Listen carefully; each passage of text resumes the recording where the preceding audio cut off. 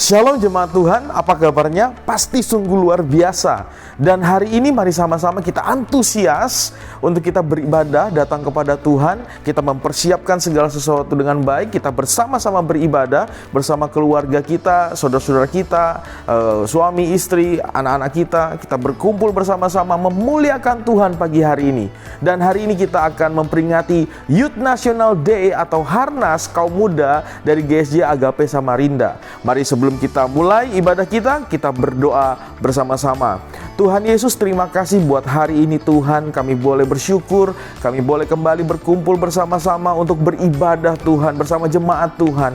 Kami percaya Tuhan, penyertaan Tuhan sempurna adanya dari awal, pertengahan hingga akhirnya dari ibadah kami ini Tuhan. Kami percaya berkat Tuhan berlimpah bagi hidup kami. Terima kasih Tuhan, terpujilah namamu kekal selama-lamanya. Kami siap memuji dan menyembah Engkau. Haleluya, amin.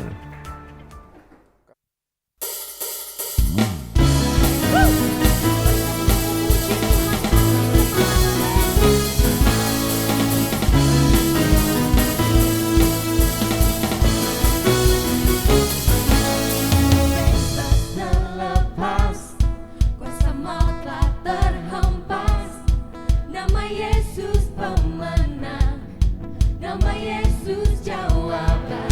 Katakan terhembus.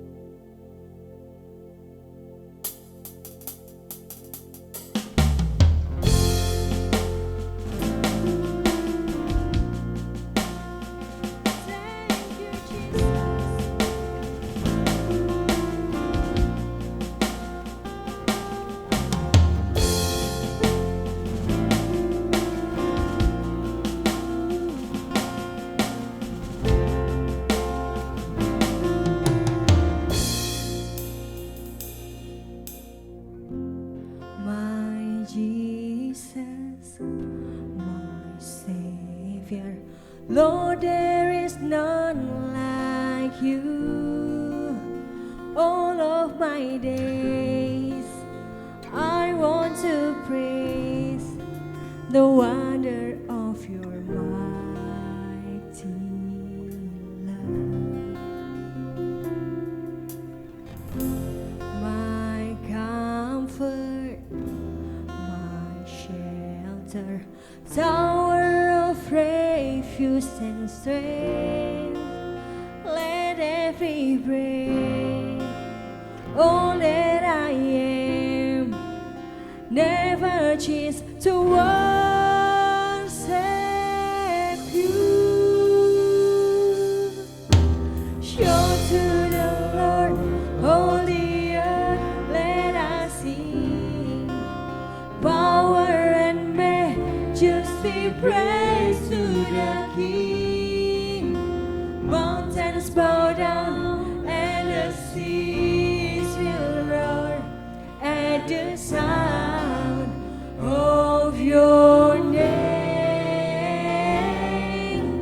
I sing for joy at the word of your hand.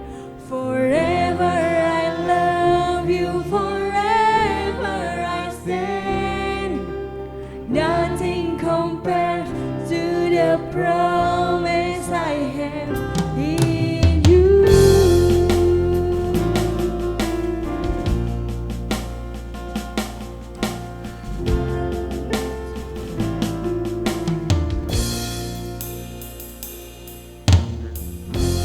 My Jesus, Savior, Lord, there is none like you. All of my days I want to praise the wonder of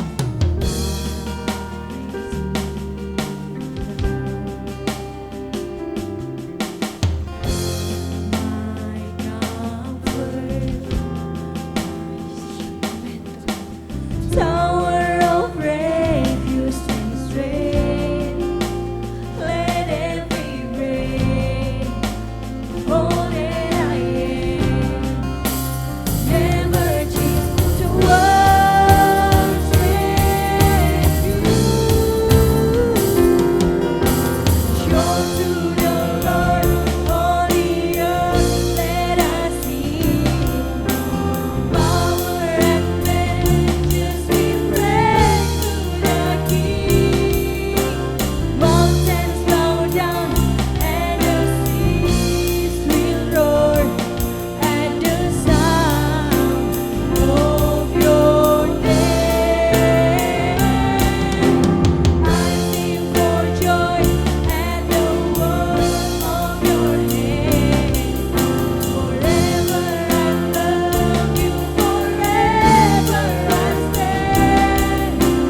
Nothing compares to the promise I have in you.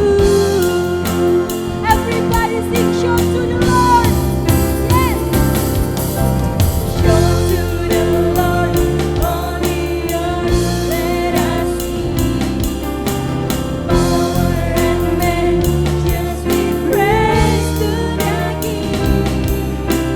Mountains bow down and the seas will roar at the sound of your name. I sing for joy at the word of your hand. Forever I love you, forever I stand. Nothing compares to the promise I have. Nothing compares to the promise I have. Nothing compares to the promise I have in you.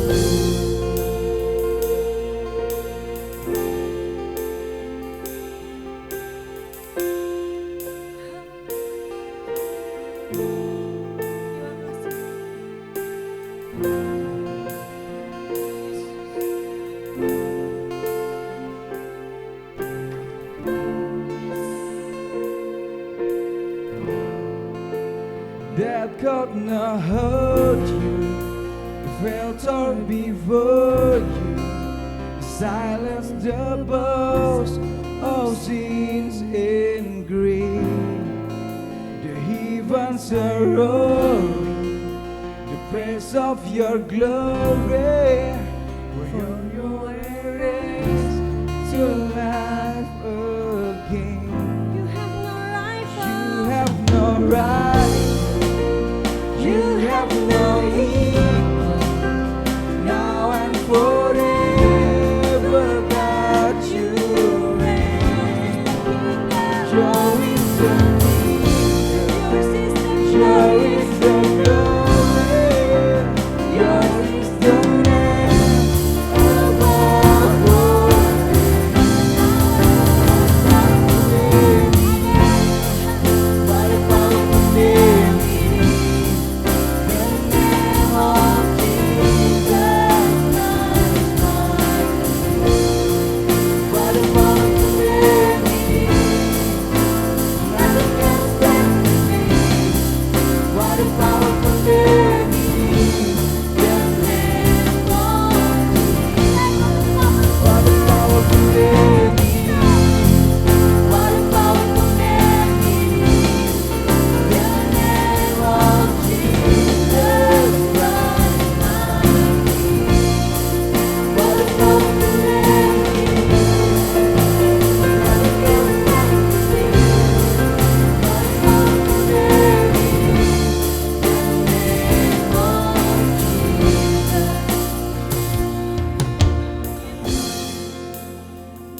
Kita sama-sama nyanyikan lagu ini dari hatimu. Yes, Tuhan. What a powerful name it is. What a powerful name it is. The name of Jesus Christ, my King.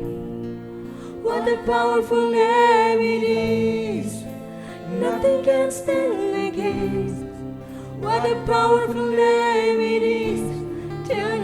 Sekali lagi katakan, what a powerful name it is. What a powerful name it is.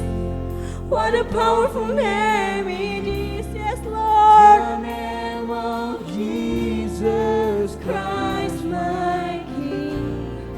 What a powerful name it is. Nothing can stand against. What a powerful name it is. The name of Jesus. You have no rival. You have no equal. Now and forever, God, yours is the kingdom, Jesus. Yours is the kingdom, Yours is the glory. Yours is the name. Sekali lagi katakan, you have no rival. You have no rival. you have no equal.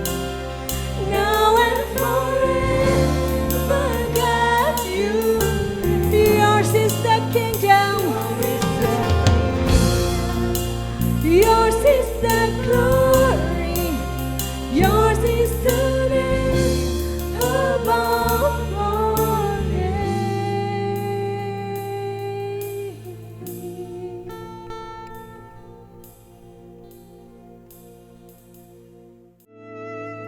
Puji Tuhan, Shalom Bapak Ibu yang dikasihi oleh Tuhan. Hari ini kita bersyukur kita bisa beribadah kembali secara bersama-sama. Dan dimanapun saudara berada, saya yakin Tuhan memberkati kita ketika kita datang beribadah dengan sungguh-sungguh. Kita sudah memuji, memuliakan nama Tuhan yang dipimpin oleh tim worship dari Agape Church Samarinda. Dan saya yakin kita semua diberkati. Saudara-saudara yang dikasihi Tuhan, sebentar kita akan menyiapkan hati untuk mendengarkan firman Tuhan. Namun saya ingin sampaikan sesuatu kepada saudara bahwa hari ini adalah hari yang istimewa karena gereja kita sedang merayakan Hari Nasional Kaum Muda Gereja Sidang Jemaat Allah di Indonesia. Jadi seluruh Indonesia GSIA sedang merayakan Hari Nasional. Kasih Tuhan, ini adalah event tahunan yang terus diadakan oleh Gereja Sidang Jemaat Allah oleh Departemen Kaum Muda Nasional. Kekasih Tuhan, kenapa ini penting? Ya, karena orang-orang muda sudah memiliki peran yang sangat penting dalam pertumbuhan gereja. Sekarang pun saudara gereja mengakui betapa pentingnya peran dari orang-orang muda di dalam gereja. Terlebih ketika gereja harus masuk dalam pelayanan digital. Orang-orang muda yang menguasai dunia digital. Karena itu orang-orang muda tetaplah semangat melayani Tuhan.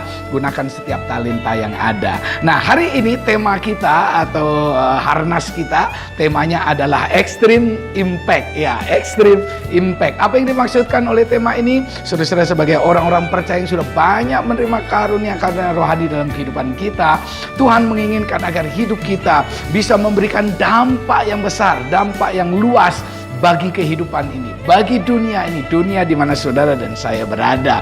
Nah, hari ini kita akan dilayani oleh seorang hamba Tuhan yang luar biasa, kasih Tuhan, oleh Pastor Arif Multi. Beliau adalah Gembala Sidang GSIA Bethlehem yang ada di kota Bogor, Jawa Barat. Beliau juga adalah asisten misi luar negeri dari GSIA dan banyak hal yang beliau kerjakan dalam pekerjaan Tuhan. Saya yakin sudah pasti akan diberkati. Dan untuk siapkan hati kita, mari kita akan berdoa bersama-sama untuk firman Tuhan hari ini. Bapa di surga, kami siapkan hati kami untuk kami mendengarkan pesan Tuhan melalui hamba-Mu Pastor Arif Multi. Tuhan, urapi hamba-Mu dan pakai dengan luar biasa. Demikian juga setiap kami Tuhan yang akan mendengarkan firman-Mu. Biarlah Roh Kudus memberikan kami hati yang siap untuk ditaburi oleh kebenaran firman Tuhan. Jadikan kami hati yang subur Tuhan, seperti tanah yang subur itu. Setiap benih firman Allah akan berakar, bertumbuh dan berbuah bagi kemuliaan nama Tuhan. Berkat-Mu atas kami, diberkatilah orang-orang yang mendengarkan firman Tuhan, merenungkan dan menyimpannya dalam hati setelah melakukan setiap hari. Berkat Allah melimpah atas kami. Kami sambut firman Tuhan hari ini dalam nama Tuhan Yesus. Haleluya. Amin. Ya, saya persilakan kepada Pastor Arif untuk menyampaikan firman Tuhan. Salam sejahtera buat saudara sekalian di Samarinda. Terima kasih pertama-tama saya ucapkan kepada Bapak Pendeta Samuel Darmanto, Gembala Sidang dari Agape Church Samarinda, untuk kesempatan yang diberikan pada saya pada hari ini, khusus di hari yang tentu saja khusus spesial buat saudara, berkenaan dengan Harnas Kaum Muda dari GSIA di seluruh Indonesia. Kita sedang merayakan dengan tema Extreme Impact. Saya percaya bahwa tema ini akan membawa sebuah pewahyuan, juga sekaligus dampak yang akan diberikan oleh setiap kaum muda yang ada di gereja saudara maupun di gereja di seluruh GSIA Indonesia ini. Nah, sebelum saya menyampaikan kebenaran firman Tuhan, izinkan saya menyampaikan salam juga dari jemaat di GSIA Bethlehem Bogor. Kami juga sedang merayakan bersama-sama dengan saudara Hari Nasional Kaum Muda. Dan kita berdoa biar generasi muda kita akan menjadi generasi yang sungguh-sungguh bisa membawa dampak yang besar buat dunia di mana mereka ada. Saudara, saya ingin saudara bisa mencatat apa yang akan saya sampaikan ini buat saudara, karena materi ini bisa saudara gunakan untuk materi diskusi saudara di dalam KKA atau cell group di mana saudara ada, dan ini bisa kita bahas lebih dalam lagi. Nah, saya ingin sampaikan kepada saudara Extreme Impact. Ada dua hal yang Yesus ajarkan buat kita sebagai pengikutnya untuk mempunyai dampak yang besar di dalam dunia ini. Ya, yang pertama adalah Yesus bicara mengenai garam. Saya ingin membaca bersama dengan saudara Matius pasal yang kelima, ayatnya yang ke-13. Yesus katakan, kamu adalah garam dunia. Jika garam itu menjadi tawar, dengan apakah ia diasinkan? Tidak ada lagi gunanya selain dibuang dan diinjak orang. Poin pertama untuk kita bisa menjadi dampak yang besar buat dunia kita atau extreme impact di dalam dunia kita adalah saudara adalah garam. Kita mesti mengerti ini dulu saudara, karena Yesus katakan bahwa jika garam itu tidak lagi menjadi asin atau menjadi tawar, tidak ada lagi gunanya selain dibuang orang atau diinjak oleh orang. Tidak ada lagi gunanya. Jadi kehidupan yang berdampak adalah kehidupan yang berguna. Catat ini baik-baik saudara. Kehidupan yang berguna, itu poin saya yang pertama. Kehidupan yang berguna itu seperti apa? Ada beberapa poin yang saya ingin seberangkan buat saudara. Kalau garam, kita bicara tentang garam, kehidupan yang berguna dari garam, itu yang pertama adalah identitas yang jelas. Kita harus memiliki identitas yang jelas kalau hidup kita mau berguna. Kalau identitas kita nggak jelas, maka hidup kita jadi nggak berguna. Ya, kalau udah nggak berguna artinya dibuang dan diinjak-injak sama orang. Nah, kehidupan yang memiliki identitas yang jelas, identitas sebagai seorang individu, seorang anak Tuhan, seorang murid Kristus, seorang Kristen, kita mesti punya identitas yang jelas.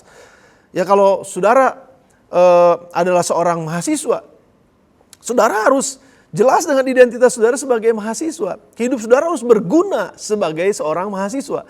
Kalau saudara sebagai seorang karyawan atau seorang pekerja, buruh, saudara harus berguna sebagai seorang karyawan, sebagai buruh yang di mana saudara bekerja. Ya, jadi kehidupan yang berguna adalah kehidupan yang ngerti identitas saya apa. Kalau saudara adalah seorang suami, saudara harus ngerti identitas saudara. Saya suami, berarti fungsi saudara harus jelas di situ. Ya, kalau saudara seorang istri, kalau saudara seorang anak atau orang tua, identitasnya harus jelas. Seperti garam, saudara, itu berbeda dengan gula. Ya kan? Garam gak bisa menyamakan dirinya dengan gula. Karena berbeda. Garam punya identitas sendiri. Garam berbeda dengan merica. Garam berbeda dengan penyedap rasa lainnya. Jadi jangan hanya karena garam bosen jadi garam terus dia mau jadi gula. Nggak bisa, identitas dia adalah garam. Dan dia harus berfungsi, berguna sebagaimana identitasnya. Jadi kita mesti punya identitas yang jelas. Yesus katakan bahwa kamu berharga di mataku, kata Tuhan.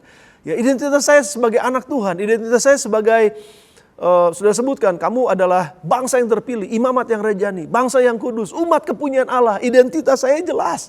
Saya sebagai umat kepunyaan Allah, sebagai orang-orang yang dikasihi sama Tuhan, seorang yang dicintai dan diterima apa adanya oleh Allah saya, oleh Tuhan saya, Yesus Kristus. Dan saya identitasnya jelas. Saya Arif Multi, nggak bisa dibedakan dengan yang lain. Saya punya karunia saya sendiri, nggak bisa membandingkan diri dengan orang lain. Ya, apapun yang saya kerjakan, apapun yang saya lakukan, itu atas dasar identitas saya yang jelas. Nah, seringkali orang membandingkan dirinya dengan orang lain. Ya, keberhasilannya dibandingkan dengan keberhasilan orang lain. Padahal orang lain punya keberhasilannya sendiri. Orang lain punya usahanya sendiri untuk berhasil. Orang lain punya identitasnya sendiri untuk bisa berhasil. Makanya seringkali kita dengar rumput tetangga lebih hijau daripada rumput kita, rumput di rumah kita sendiri. Ya, kenapa? Karena tetangga mengerjakan rumputnya dengan baik, ya, merawat rumputnya dengan baik. Mungkin kita belum merawat rumput kita dengan baik karena kita selalu ngelihat rumput tetangga, rumput orang lain yang selalu lebih baik daripada kita. Padahal kalau kita jelas, saya pun punya rumput di rumah saya yang harus saya rawat, yang harus saya kerjakan. Itu milik saya, itu identitas saya. Nah, kerjakanlah bagian saudara sesuai dengan identitas saudara. Apapun identitas saudara, saudara dapatkan identitas dari Yesus Kristus Tuhan kita. Saudara sudah diselamatkan, saudara sudah ditebus, saudara adalah orang-orang benar, saudara adalah orang kudus yang sudah disucikan dan dikuduskan oleh darah Kristus. Mari hidup dengan identitas tersebut. Saudara hidup dengan identitas yang Tuhan berikan buat kita masing-masing. Itu yang pertama, kehidupan yang berguna, yang memberi dampak luar biasa kepada masyarakat kita adalah kehidupan yang mengerti identitasnya. Oke, itu yang pertama saudara. Yang kedua, kehidupan yang berguna adalah kehidupan yang low profile tetapi high profit. Sekali lagi, low profile, high profit. Nah, garam itu bersifat larut, saudara, melarut. Dia nggak menonjol, dia nggak kelihatan, tapi dapat dirasakan. Sedikit aja, tapi bedanya tuh kerasa banget kalau nggak ada dia gitu, saudara. Ya, kalau nggak ada lo, nggak rame katanya. Itu ada iklan yang bilang seperti itu. Jadi kalau nggak ada garam kayaknya nggak seru gitu. Tapi dia low profile, dia nggak perlu kelihatan saudara. Tapi dia memberi dampak yang luar biasa. Nah, dalam budaya kita sekarang ini, budaya mengagungkan diri ya. Budaya self-centered, budaya yang aku nih, aku, saya. Ya, jadi yang saya yang paling utama, saya yang paling besar. Saya ingin selalu menonjol gitu saudara. Berlomba-lomba untuk menunjukkan diri. Ngomong sana, ngomong sini, pamer ini, pamer itu gitu ya. Padahal juga yang dipamerin ya bukannya barang dia mungkin, atau yang dipamerin ya mobil, pamer mobil, padahal mobilnya juga mobil sewaan mungkin atau mobil mertua misalnya. Ya jadi ada banyak orang ingin berlomba-lomba jadi kelihatan, menonjol gitu untuk menunjukkan dirinya hebat. Saudara nggak perlu menonjolkan diri saudara. Kalau Tuhan mau promosi saudara, dia akan promosikan tepat pada waktunya. Jadi saudara nggak perlu cari-cari promosi. Just low profile, rendah diri aja, bukan rendah diri, rendah hati aja saudara. Karena beda, rendah diri sama rendah hati itu beda. Rendah diri itu minder. Tapi kalau rendah hati itu yang Tuhan inginkan. Barang siapa yang merendahkan diri, dia akan ditinggikan. Jadi garam itu punya sifat low profile saudara, tapi high profit. Nah, demikian dengan kehidupan kita seharusnya sebagai anak-anak Tuhan. Yang mau hidupnya berguna, yang mau hidupnya berdampak. Gak usah ninggiin diri saudara. Biarkan Tuhan yang meninggikan kita. Kalau Tuhan yang meninggikan kita, tidak ada yang bisa merendahkan kita. Tapi kalau kita yang meninggikan diri kita sendiri, orang lain yang akan merendahkan kita. Jadi mari kita ikuti prinsip ini saudara. Low profile tapi high profit. Karena promosi selalu datangnya dari Tuhan. Bangun saja kehidupan kita sedemikian rupa. Setia dalam perkara-perkara yang kecil. Saudara gak perlu kelihatan di depan orang. Saudara gak perlu kelihatan ditonton sama orang. Saudara gak perlu. Yang perlu kita lakukan adalah lakukan bagian kita yang terbaik. Saudara, saya bisa berdampak kepada saudara pada hari ini karena saya kelihatan di depan saudara. Tapi saudara perlu tahu bahwa di sekitar saya sekarang ini ada beberapa orang yang sedang kerja nggak kelihatan. Mereka di balik layar. Tapi kalau mereka nggak ada, saya nggak mungkin tampil di depan saudara pada hari ini. Ada 2 orang di belakang saudara nih, saudara nggak bisa lihat mereka, tetapi mereka tuh low profile. Mereka nggak perlu berdiri di sebelah saya atau mau kelihatan, saya hebat. Enggak, cukup mereka ngerjakan bagian mereka, tetapi dampak yang mereka berikan itu luar biasa. Saya bisa bicara seperti ini. Acara ini bisa didengar oleh begitu banyak orang di mana-mana. Saya yang kelihatan, ya memang itu tugasnya saya. Tetapi ada tugas orang-orang yang ada di belakang layar. Tugas itu tugas penting. Saudara nggak perlu kelihatan di depan layar. Tapi saudara punya tugas, saudara mungkin di belakang layar. Tapi tugas saudara itu luar biasa penting. Just low profile, tapi high profit. Ya, itu garam saudara, itu fungsinya garam. Jadi kalau kehidupan yang berguna adalah kehidupan yang low profile, tetapi high profit. Nah, yang ketiga, kehidupan yang berguna itu adalah kehidupan yang tidak mendominasi, namun memberikan dampak. Tidak mendominasi, namun memberikan dampak. Apa maksudnya Pak? Nah, hanya diperlukan mungkin tidak sepenuhnya 1 sendok teh garam untuk membuat 1 panci besar makanan itu kerasa nyaman, kerasa enak begitu saudara. Iya kan, gak memerlukan bongkahan garam. Hanya kecil saja, sedikit saja saudara. Tetapi memberikan dampak yang luar biasa, tidak perlu mendominasi. Garam gak perlu disiapkan 1 baskom garam yang besar gitu. Supaya orang tahu bahwa ada garamnya gitu. Enggak perlu saudara, kecil saja. Mengerjakan hal-hal yang mungkin gak kelihatan tetapi memberikan dampak yang sangat besar. Ada yang pernah katakan kepada saya, Pastor katanya, tanpa jabatan kita gak bisa bikin apapun juga. Tanpa jabatan kita gak bisa membawa perubahan. Tanpa jabatan kita gak bisa menghasilkan apapun juga. Well, waktu saya dengar pernyataan ini saya berpikir sih memang betul juga sih, kita perlu jabatan. Tapi kalau saya renungkan lagi saudara, ada banyak orang yang punya jabatan tapi nggak berfungsi. Betul apa enggak saudara? Coba lihat, pemimpin-pemimpin, wah misalnya hebat, orang-orang hebat di sini, orang hebat di situ. Tapi nggak ada fungsinya. Kerjaannya ketiduran tadi kantornya. Kerjaannya ya dia cuman ya foya-foya aja gitu. Nggak ada fungsinya sama sekali. Ya, tetapi jabatan perlu saudara, jabatan perlu. Tetapi fungsi yang lebih perlu kalau menurut saya. Ya bagaimana dengan, ada orang yang bilang juga begini, kalau saya nggak jadi direktur di sebuah perusahaan, saya nggak bisa bawa perubahan apapun di perusahaan tersebut. Bisa jadi, tetapi saya berpikir justru tanpa harus jadi direktur pun, kalau kita bekerja dengan sungguh-sungguh, kita bekerja dengan optimal, bekerja dengan hikmat Tuhan, bekerja dengan cinta dan takut akan Tuhan, penuh dengan integritas, saya percaya walaupun saudara nggak perlu jadi direktur dalam sebuah perusahaan, tapi saudara bisa membawa dampak yang luar biasa dalam perusahaan tersebut.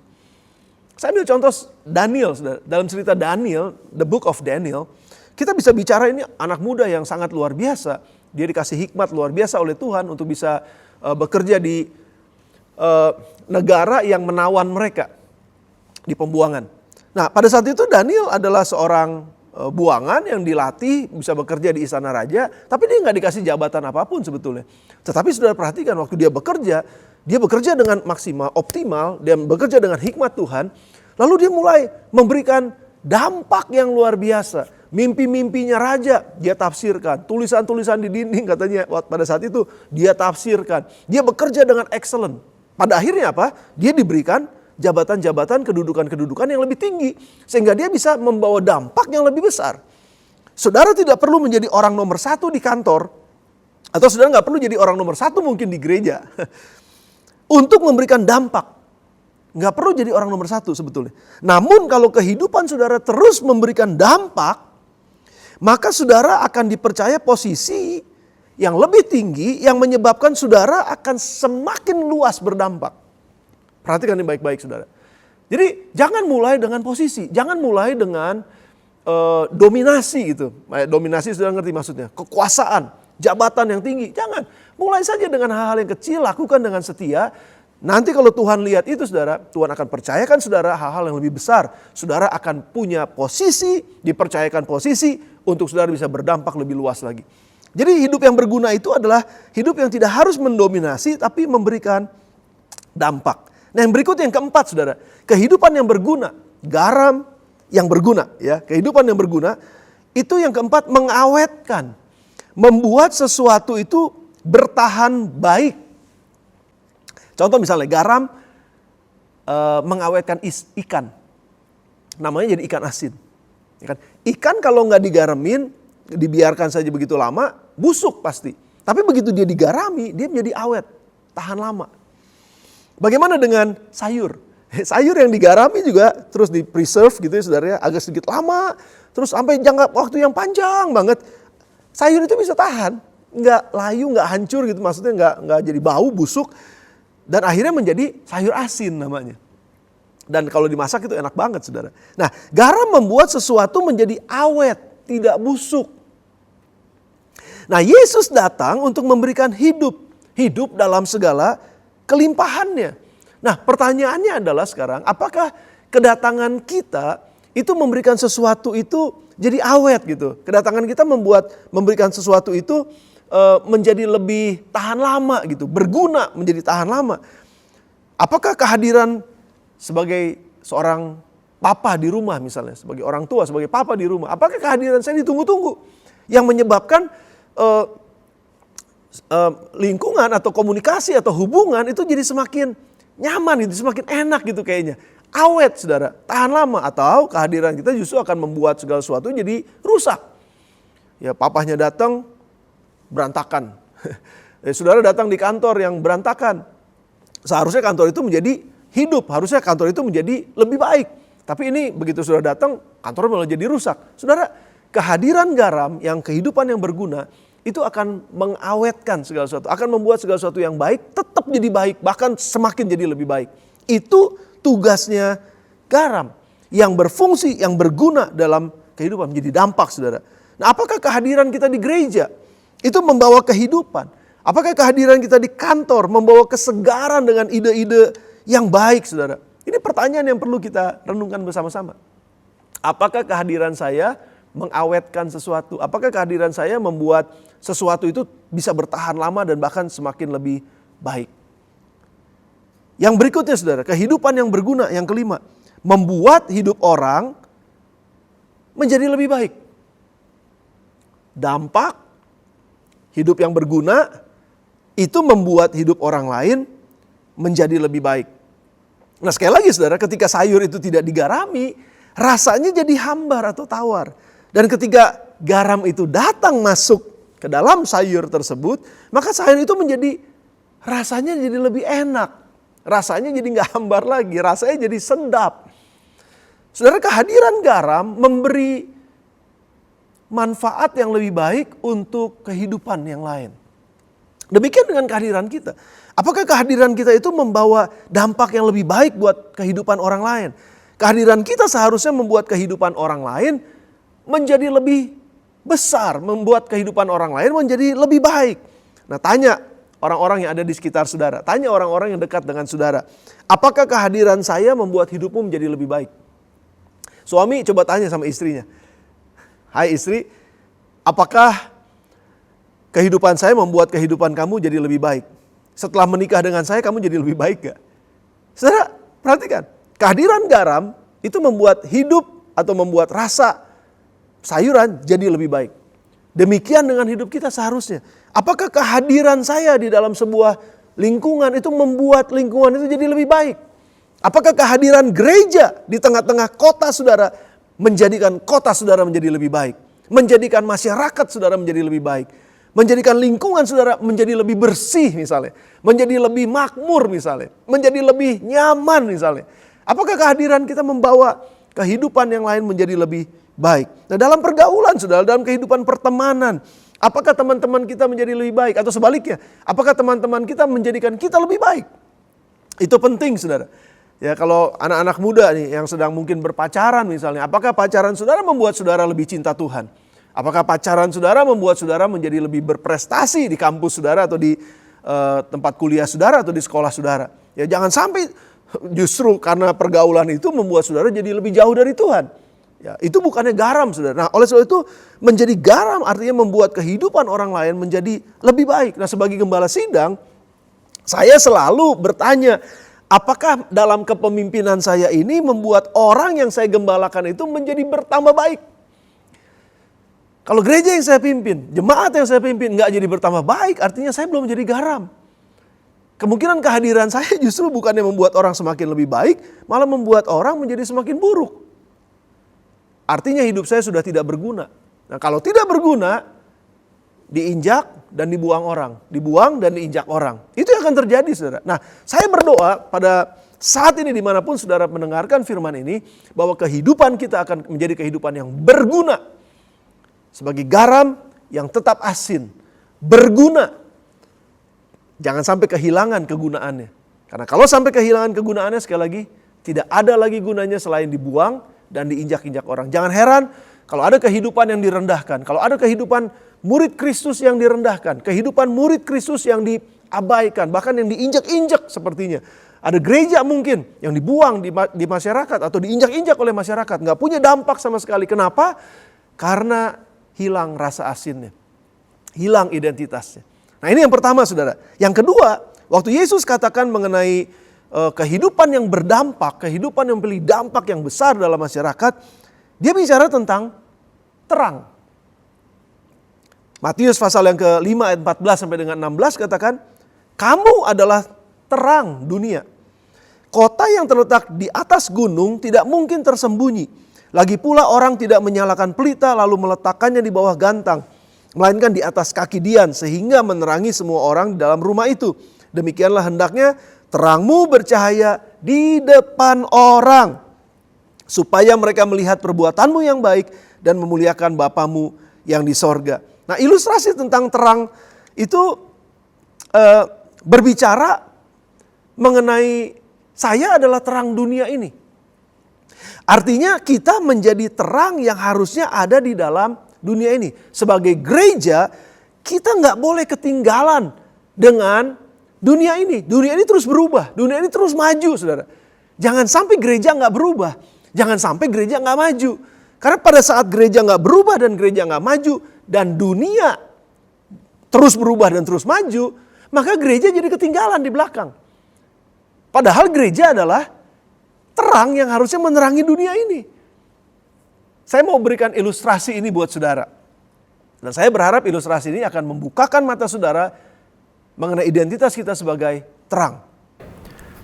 Berandai-andai bahwa saya adalah gereja yang adalah terang dunia. Saya memiliki terang.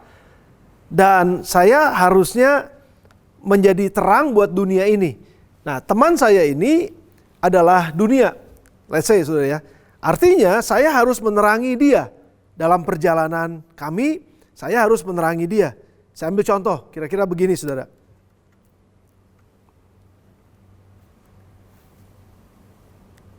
Saya adalah terang dunia, ini dunianya, saya terangnya. Nah, ketika kami berjalan bersama-sama kan artinya bahwa saya menerangi perjalanan ini sehingga dunia diterangi. Nah, namun saudara, yang menjadi masalahnya adalah gereja tidak berubah secepat dunia berubah. Dunia berjalan begitu cepat, dunia berubah begitu cepat, namun gereja nggak cepat, saudara. Gereja lambat. Gereja nggak berubah dengan cepat, gereja nggak berjalan dengan cepat, tapi gereja adalah terang. Sehingga kejadiannya akan menjadi seperti ini, saudara. Gereja adalah terang dunia, dunia berjalan begitu cepat, tapi gereja lambat. Dan akhirnya dunia tetap di dalam kegelapan, gereja tidak menerangi apapun. Gereja hanya terang buat dirinya sendiri, tetapi tidak menerangi dunianya. Dan ini yang terjadi ketika gereja lambat untuk berubah.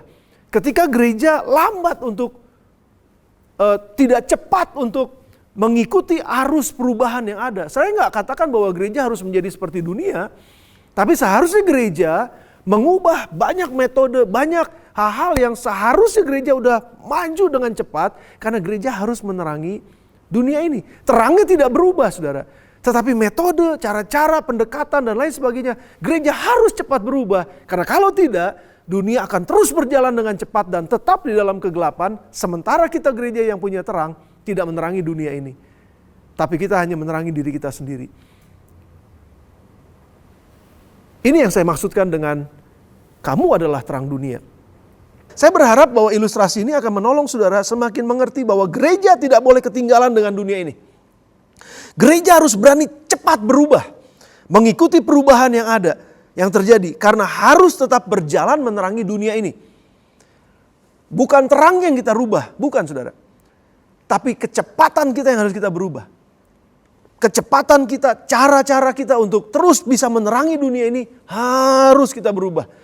Karena kalau tidak, dunia akan meninggalkan kita dan mereka akan terus berjalan dalam kegelapan. Nah, dalam ilustrasi yang kedua, bagaimana hidup kita menjadi kehidupan yang bisa berdampak, yaitu kehidupan yang harus bercahaya. Kehidupan yang bercahaya. Kalau bagian pertama, garam itu kehidupan yang berguna. Yang kedua, terang, kehidupan yang bercahaya. Ada beberapa poin yang saya ingin seberangkan buat saudara pada hari ini berkenaan dengan kehidupan yang bercahaya. Kehidupan yang bercahaya yang pertama adalah kehidupan yang membawa pengharapan. Terang selalu memberikan harapan. Betul gak saudara? Nah, contoh ya, beberapa waktu yang lalu saya, karena PSBB ini jadi jam operasi toko-toko itu lebih cepat, jam 8 udah selesai. Nah, namun pada saat itu anak saya yang kedua bilang, katanya, "Pak, saya perlu beli ini," gitu. Udah agak sore memang pada saat itu, udah sekitar 5:30 kira-kira. Tapi kami udah harus makan juga, makan malam. Jadi enggak, kita makan malam aja dulu sambil jalan deket sama toko itu. Waktu itu ada di mall, saudara ya. Jadi kami makan di mall. Nah, tapi penyajiannya agak sedikit lama pada saat itu sehingga waktunya terus berjalan. Hampir jam 8 pada saat itu kami baru beres makan. Anak saya udah gak sabar. "Ayo Pak, cepetan Pak." Pas kebetulan baru mau menuju ke toko itu, ada beberapa jemaat kami ketemu. Jadi kami ngobrol sebentar. Anak saya udah gak sabar juga. "Pak, cepetan Pak, cepetan Pak," katanya. Dan pada saat itu memang betul saudara, beberapa toko udah matikan lampu. Artinya mereka sudah tutup. Namun karena toko yang kami tuju ini ada di lantai yang cukup tinggi di atas, lalu kami terus berlari di tangga jalan itu, kami lari saudara. Dan kami lihat beberapa toko itu sudah gelap, sudah tutup. Namun toko yang dituju itu masih terang saudara, masih nyala gitu lampunya. Dan di situ ada harapan. Mereka udah mulai tutup itunya, roaring door-nya, ya udah mulai ditutup, tapi masih terang di dalamnya. Lalu saya memberanikan diri, bertanya kepada karyawannya, "Pak, maaf, saya cuma mau beli satu alat ini, satu benda ini, bisa gak kami dilayani sebentar?" Karena saya lihat toko Bapak masih nyala gitu, lampunya masih terang. Dan walaupun mereka udah hampir tutup, tapi mereka katakan, "Ya udah nggak apa-apa, silakan." Saudara lihat, ya kalau kita lihat semua toko tutup, gelap lampunya, nggak ada harapan karena sudah tutup. Tapi karena toko itu masih nyala lampunya, masih ada harapan. Saudara, sekali lagi, terang selalu memberikan harapan. Nah, dunia kita sekarang sedang membutuhkan harapan. Bangsa ini sedang membutuhkan harapan. Kota-kota di mana kita tinggal sedang membutuhkan harapan. Dan saya mau katakan ini saudara, church is the hope of the world. Gereja adalah harapan buat dunia ini. Kenapa? Karena gereja yang diberikan iman oleh Tuhan. Iman adalah dasar dari segala sesuatu yang kita harapkan.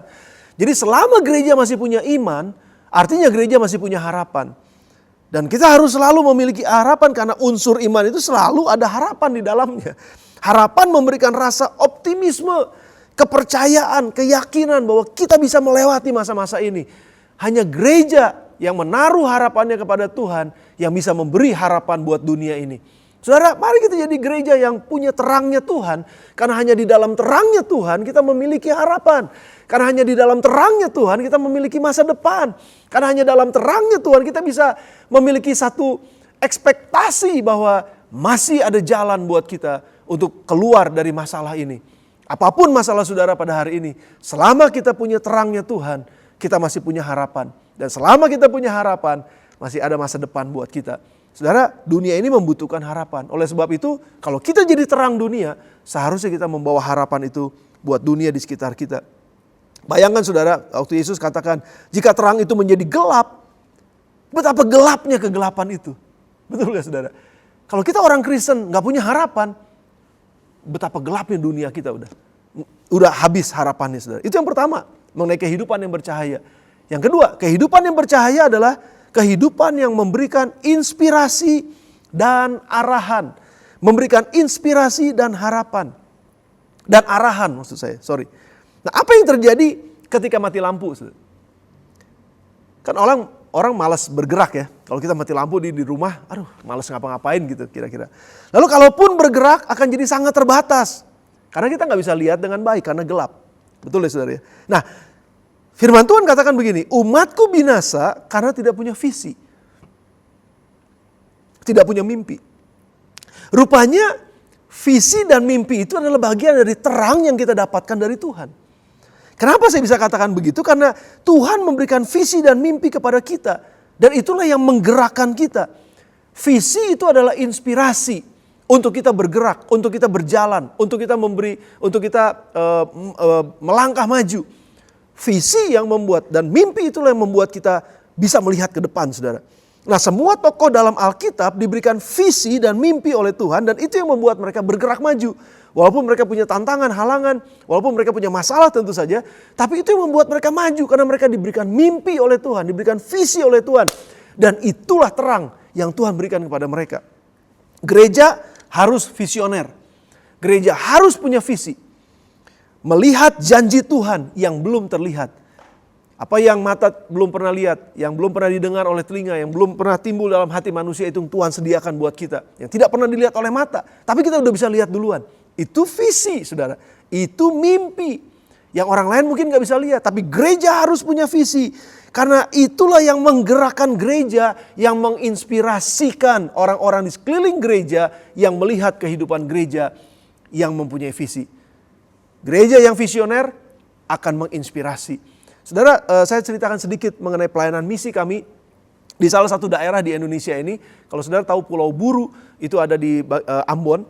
Dan pada saat itu kami melihat waktu perjalanan misi ke sana bahwa mereka nggak punya lampu, saudara. Mereka nggak punya listrik. Jadi kalau udah jam 6 sore, wah itu udah gelap semua. Matahari udah terbenam, itu pasti gelap semua. Saudara bisa bayangkan bagaimana anak-anak, mereka nggak bisa sekolah.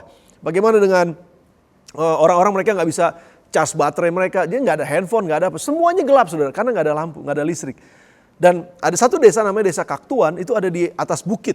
Jadi kita harus melewati danau, lalu kita naik ke atas bukit, dan di situ ada desa mereka. Dan di situ berdiri gereja Sidang Jemaat Allah, itu yang luar biasa saudara.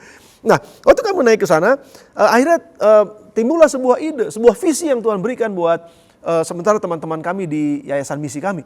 Lalu mereka mulai berpikir kita harus buat sebuah program untuk menerangi desa ini. Makanya program itu dinamakan Terangi Desaku. Nah pada saat itu kita mulai berpikir raising fund. Akhirnya kita membeli panel-panel listrik saudara. Itu lewat matahari. Lalu pada malam bisa dinyalakan. Karena itu menampung aliran matahari, kekuatan matahari. Dan pada akhirnya dipasanglah di seluruh rumah di desa itu saudara. Bayangkan puluhan tahun mereka gak pernah punya listrik. Gak terjangkau oleh listrik masuk desa. Tapi pada malam hari itu ketika kita nyalakan lampunya, panelnya, dan semua listrik, bolam-bolam, semua nyala di desa. Sudah bisa bayangkan itu desa ada di atas bukit. Dan ada desa-desa lain di sekeliling danau tersebut yang lihat ke desa tersebut. Pada malam itu terang luar biasa. Wow, mulai tanda kutip saudara, mulai terjadi keributan, tanda kutip, orang mulai berbicara satu sama lain. Ini ada apa di desa itu? Terang mulai masuk ke dalam desa itu. Dan sejak saat itu, 1 bulan kemudian, kami mendengar berita bahwa pemerintah mulai masuk dengan hal yang sama yang kami berikan buat desa Kaktuan tersebut. Saudara lihat, gereja yang punya visi, memberikan terang buat masyarakat, akhirnya menginspirasi desa-desa yang lain, akhirnya minta kepada pemerintah dan pemerintah sediakan. Dan saat ini daerah tersebut sudah punya listrik, saudara. Nah, saudara bisa bayangkan, gereja harus punya visi yang menerangi. Dan itulah kehidupan yang bercahaya. Poinnya saya yang kedua. Yang ketiga, kehidupan yang bercahaya, kehidupan yang memberikan rasa aman dan nyaman. Sekali lagi saudara, apa yang terjadi ketika mati lampu? Nggak nyaman. Mati listrik? Nggak nyaman. Gelap gulita semuanya. Nah, apa yang terjadi ketika kita mati listrik? Terus mati listrik gitu. Terus tiba-tiba listriknya nyala. Apa yang terjadi saudara? Wah, kita semua bersorak-sorai. Betul apa enggak? Ada kegairahan. Ada sesuatu yang menggairahkan kita sehingga kita bisa beraktivitas kembali waktu ada terang. Nah, sebaliknya apa yang terjadi ketika lampunya terlalu terang? Saudara, lampu itu seharusnya menyoroti langkah kita. Bukankah firman Tuhan bilang pelita bagi kakiku dan terang bagi jalanku. Bayangkan sekarang kalau lampu itu disorotkan ke muka kita, bukannya buat jalan kita. Nah, ini seringkali yang terjadi dengan gereja. Saudara.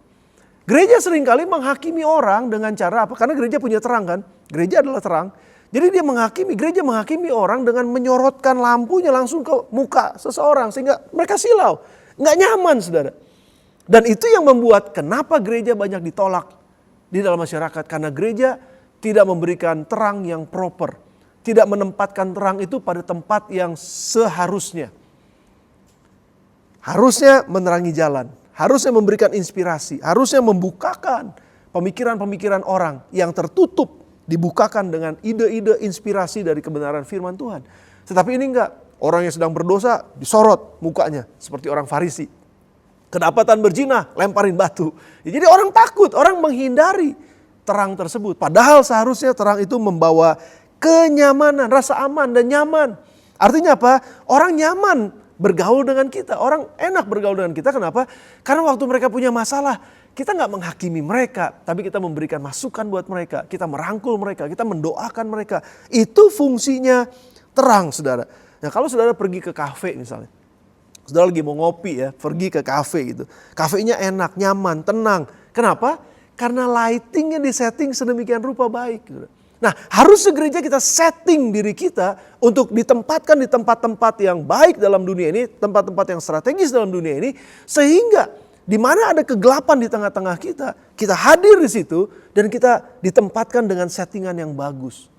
Saudara, saya berdoa biar gereja Tuhan akan menjadi gereja yang proper ditempatkan di dalam dunia ini. Ada orang-orang yang punya hikmat dari sorga ditempatkan dalam perusahaan tersebut. Ada orang-orang yang punya hikmat dari sorga ditempatkan di dalam dunia politik ini. Orang-orang yang punya hikmat dari sorga, orang-orang yang punya terangnya Tuhan duduk di dalam pemerintahan misalnya. Mereka duduk di dalam dunia bisnis ini, mereka duduk di dalam dunia pendidikan dan lain sebagainya. Itu menerangi dan membawakan kenyamanan, membawa hal-hal yang baik untuk bisa dikerjakan. Saudara, itu adalah bagian yang ketiga, kehidupan yang memberikan cahaya. Nah, yang keempat saudara, kehidupan yang bercahaya adalah kehidupan perantara terang yang sesungguhnya. Kita bukan terang yang sesungguhnya, Yesus adalah terang yang sesungguhnya. Kita adalah terang yang memantulkan terangnya Yesus dalam kehidupan kita. Nah, saya mau jelaskan ini buat saudara. Tadi dikatakan dalam firman Tuhan, orang melihat perbuatanmu yang baik dan memuliakan Bapamu yang di sorga. Contoh Daniel sekali lagi saudara. Nah, kita tahu ceritanya ketika Raja Nebukadnezar bermimpi dan gak ada seorang pun yang bisa menceritakan dan menafsirkan mimpinya. Daniel muncul pembawa terang itu saudara. Memberikan pencerahan, dibukakan semua arti-arti mimpi. Dia membawa terang. Namun perbuatan baik Daniel yang dia lakukan dalam pekerjaannya itu menyebabkan Raja Nebukadnezar memuliakan Allahnya Daniel. Ini yang dimaksud Yesus, bahwa biar semua orang melihat karena terangmu ada. Semua orang melihat perbuatanmu yang baik dan memuliakan Bapa di sorga. Itulah artinya kita ini bukan terang yang sesungguhnya. Biarkan terang dari Tuhan menerangi kita dan kita menerangi orang lain sehingga orang bisa bertemu dengan terang yang sesungguhnya. Ini yang Yesus mau dalam kehidupan kita. Kehidupan yang bercahaya adalah kehidupan yang memancarkan Yesus kepada dunia kita melalui kehidupan kita. Saya kasih ilustrasi sedikit buat saudara. Kalau saya mengendarai sebuah mobil, nggak apa-apa nyebut merek aja saudara ya. Misalnya saya mengendarai sebuah let's say Kijang Innova misalnya, ya kan? Itu kan Toyota saudara. Nah, ketika saya mengendarai mobil, wah ini enak sekali ya mobilnya ya. Ini bukan promosi ya saudara ya. Jadi enak sekali di mobil. Wah, ya ini shock breakernya enak, lembut gitu ya. Nggak bantingannya nggak keras. Lalu AC-nya enak, semua luar biasa. Saudara yang dipuji siapa? Bukannya, ya mobil ini dipuji memang.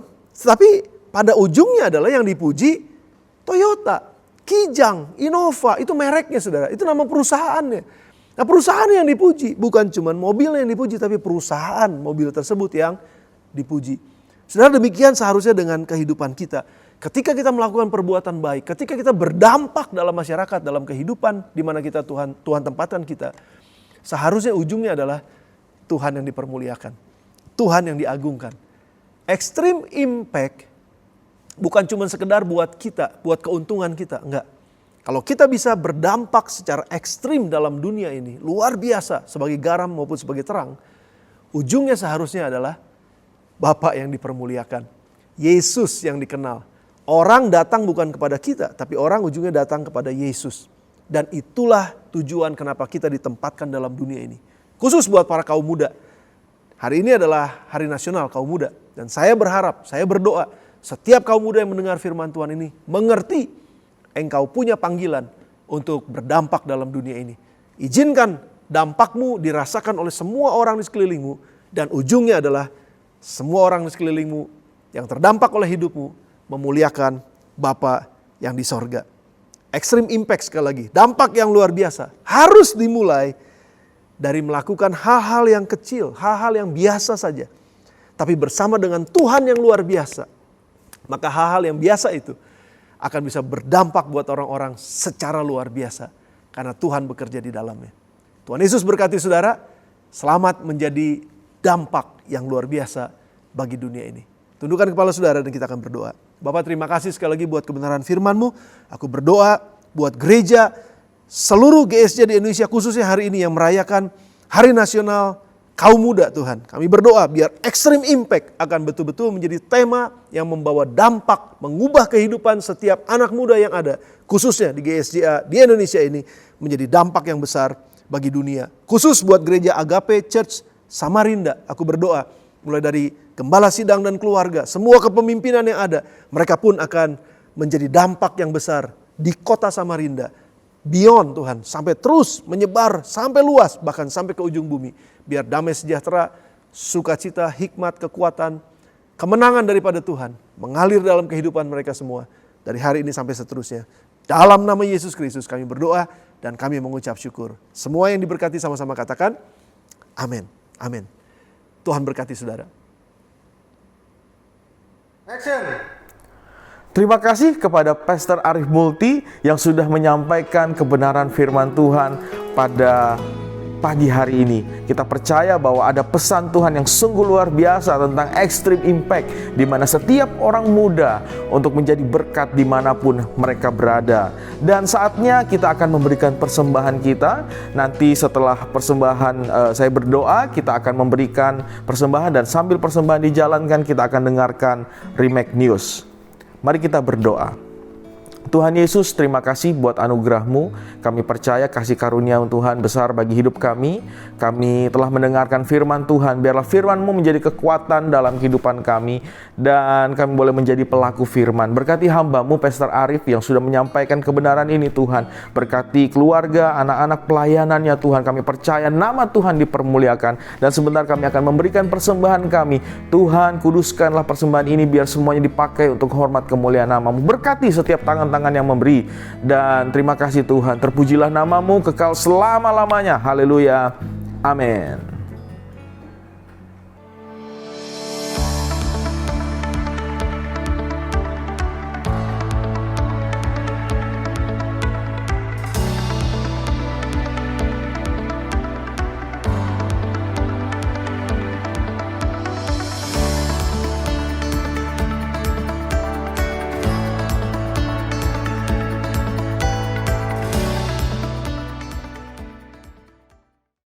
Praise the Lord, puji Tuhan. Ya, kita sudah berada di penghujung ibadah kita hari ini, dan saya yakin sudah semua diberkati oleh Tuhan melalui pujian penyembahan dan teristimewa melalui firman Tuhan. Message yang disampaikan oleh Pastor Arif sungguh powerful dan sudah pasti diberkati oleh Tuhan. Sekali lagi saya ingin mengucapkan terima kasih kepada Pastor Arif yang sudah berkenan bersedia melayani ibadah di Agape Church Samarinda hari ini. Pastor, Tuhan memberkati keluarga Pastor, Tuhan memberkati pelayanan Pastor, dan seluruh jemaat yang Tuhan percayakan kepada Pastor diberkati oleh Tuhan. Saya tidak lupa juga mengucapkan terima kasih buat tim worship dari ACS dan juga tim multimedia yang sudah melayani dengan luar biasa hari ini. Tuhan memberkati, dan kepada seluruh jemaat Tuhan dimanapun saudara sedang mengikuti ibadah hari ini, Tuhan memberkati kita semuanya.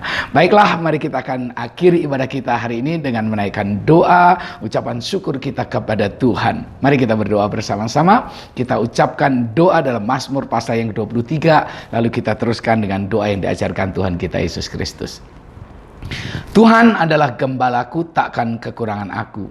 Ia membaringkan aku di padang berumput hijau. Ia membimbing aku ke air yang tenang. Ia menyegarkan jiwaku. Ia menuntun aku ke jalan yang benar oleh karena namanya. Sekalipun aku berjalan dalam lembah kekelaman, aku tidak takut bahaya, sebab Engkau besertaku. Gadamu dan tongkatmu itulah yang menghibur aku. Engkau menyediakan hidangan bagiku di hadapan para lawanku. Engkau mengurapi kepalaku dengan minyak, pialaku penuh melimpah. Kebajikan dan kemurahan belaka akan mengikuti aku seumur hidupku, dan aku akan diam dalam rumah Tuhan sepanjang masa. Bapa kami yang di surga, dikuduskanlah namamu. Datanglah kerajaanmu, jadilah kehendakmu di bumi seperti di surga. Berikanlah kami pada hari ini makan kami yang secukupnya, dan ampunilah kami akan kesalahan kami, seperti kami juga mengampuni orang yang bersalah kepada kami. Dan janganlah membawa kami ke dalam pencobaan, tapi lepaskanlah kami daripada yang jahat, karena Engkaulah yang punya kerajaan dan kuasa dan kemuliaan sampai selama-lamanya. Akhirnya Tuhan, hamba mohonkan berkat Tuhan turun atas setiap kami. Hamba-hambamu yang sudah melayani Tuhan dalam ibadah hari ini diberkati semuanya oleh Tuhan.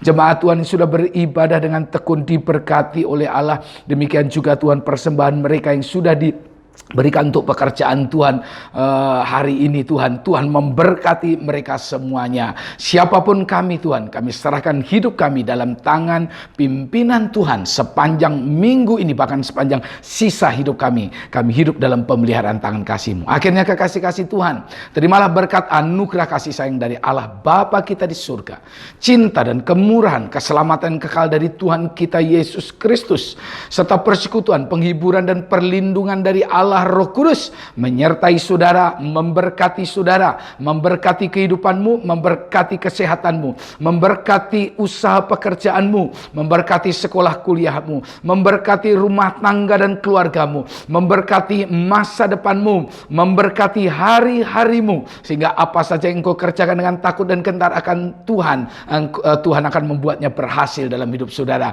Karena itu kiranya berkat Allah melimpah atas kita semuanya, dan terimalah berkat ini dalam nama Tuhan kita Yesus Kristus. Haleluya. Amin. Amin. Selamat hari Minggu, happy Sunday. Jangan lupa tetap jaga kesehatan, pakai masker saudara-saudara, dan ikuti semua protokol kesehatan yang ada. Tuhan Yesus memberkati kita. Sampai jumpa di minggu yang akan datang.